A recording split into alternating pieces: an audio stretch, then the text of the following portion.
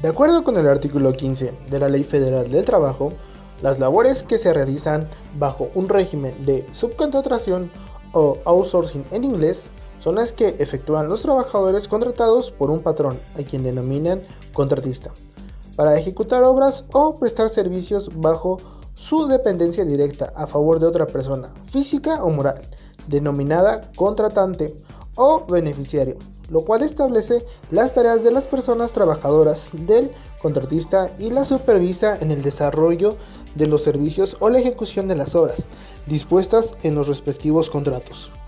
Tenemos que distinguir dos clases de subcontratación, la legal o permitida y la ilegal, que se genera la simulación laboral, facturación falsa entre compañeros, que por consiguiente promueven una enorme evasión fiscal.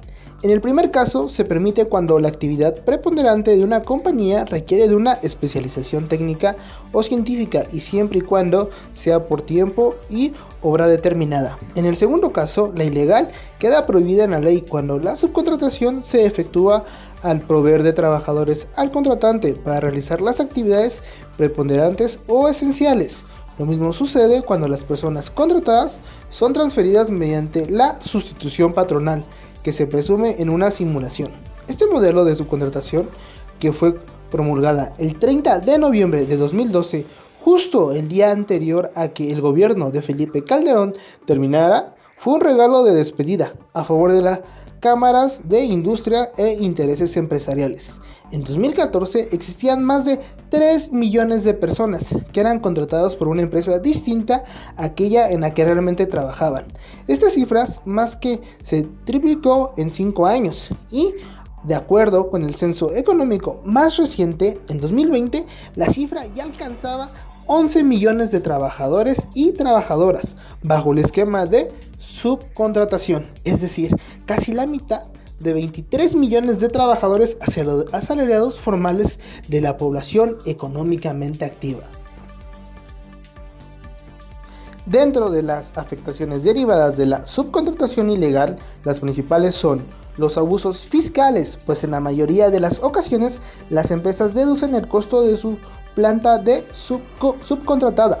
La segunda es el uso de artificios legales para reducir los salarios de los trabajadores. Tercera, reducción de las pensiones que reciben las y los trabajadores, porque generalmente cotizan con salarios registrados inferiores a los que realmente perciben. La cuarta, imposibilidad para un trabajo de tener una jubilación digna, dado su permanente entrada y salida bajo simulaciones entre distintas compañías. La quinta, la negación del reparto de utilidades, pues las empresas donde los trabajadores laboran son distintas a las que tienen en la nómina. Y la sexta es la existencia de numerosas razones sociales o corporaciones que desaparecen a los pocos meses de haber sido creadas.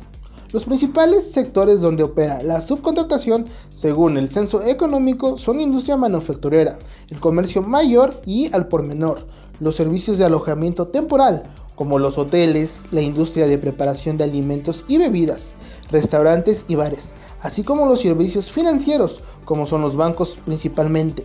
Según la Comisión Nacional Bancaria y de Valores, en México operan 11 bancos, pero no todos los casos esos organismos solamente tienen a un trabajador contratado por la institución, el cual generalmente es el director o el gerente general.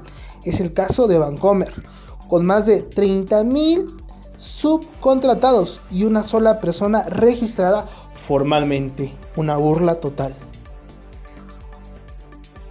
De esa forma, 10% del pago por reparto de utilidades o PTU únicamente lo recibe un trabajador, mientras que los demás no perciben un solo peso por ese concepto. De igual manera, son recurrentes los despidos de personas una semana antes del tiempo necesario para tramitar sus pensiones o jubilaciones.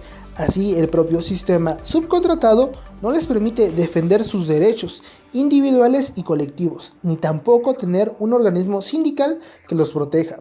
En resumen, este esquema genera una enorme evasión fiscal de entre 300 y 500 mil millones de pesos al año. Hablamos del 10% del presupuesto total del país, así como de 50 mil millones para el Instituto Mexicano del Seguro Social, el Infonavit y las Afores, que en otras circunstancias sería el mecanismo para acumular antigüedad con una pensión digna. Un caso que ilustra este modelo diseñado para eludir el pago de impuestos fue el que se comprometió el sector privado el 14 de diciembre de 2020 ante el presidente Andrés Manuel López Obrador de diferir la aplicación de la reforma sobre este tema durante 2 meses sin hacer ajustes de personal, sino para analizarlo con calma y realizar sugerencias. El hecho es que la iniciativa privada no cumplió y no hubo tales contrapuestas, sino simple silencio, y de acuerdo con los datos del IMSS, despidieron cerca de 275,000 trabajadores entre diciembre de 2020 y enero de 2021 para evitar pagar reparto de utilidades y así no acumular antigüedad. Ese es el esquema más de las negociaciones que la iniciativa privada le ha propuesto a las autoridades cuando algo que es verdaderamente justo le parece contrario y solo reacciona de esa manera.